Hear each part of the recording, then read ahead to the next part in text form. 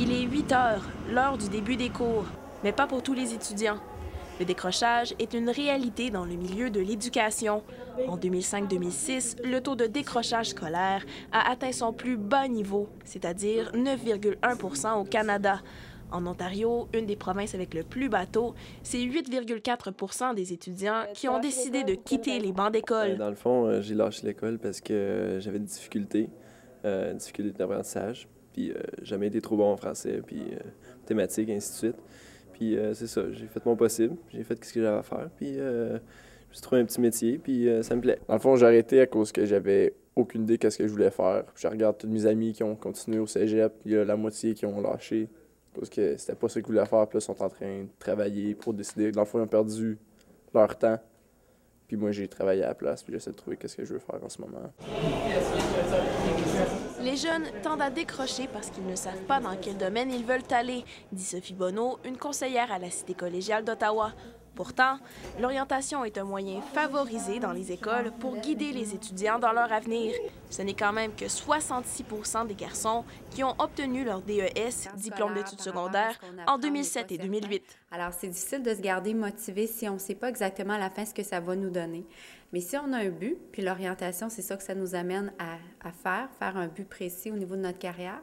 Donc, ça nous permet de continuer, ça nous permet de garder toujours en tête ce qu'on veut atteindre.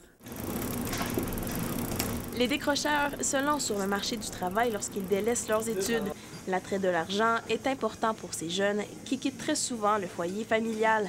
Par contre, le taux de chômage chez les 20 à 24 ans non diplômés est plus haut que celui de ceux qui ont continué leurs études. En effet, 19,4 % des décrocheurs sont au chômage, le double des non-décrocheurs. Ça fait 2 ans que je travaille, puis j'ai aucune idée encore. Je me dis que j'ai 19 ans, je suis encore jeune, puis j'ai encore le temps de trouver ce que je veux faire.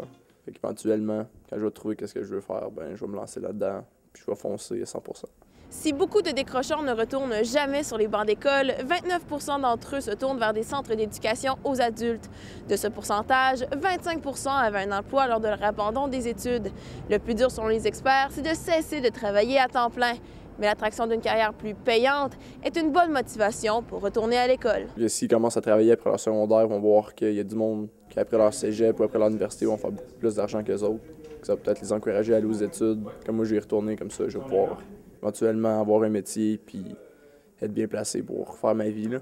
Dans ma situation, c'est qu'il y a des choses que j'aimerais faire, mais vu que je suis limité en éducation, ben justement, ça me limite dans mes choix, mes possibilités.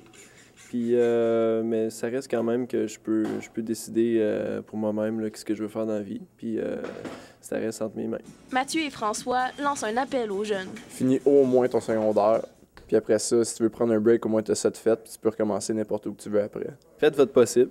C'est sûr qu'on peut pas faire des miracles, mais c'est tout le temps y aller à fond. Puis si tu réussis, c'est super. Puis si tu réussis pas, c'est pas la fin du monde. On surmonte, puis on continue. Les portes de l'avenir sont ouvertes à ceux qui savent les pousser. Maryse Lemieux, la Cité collégiale, Ottawa.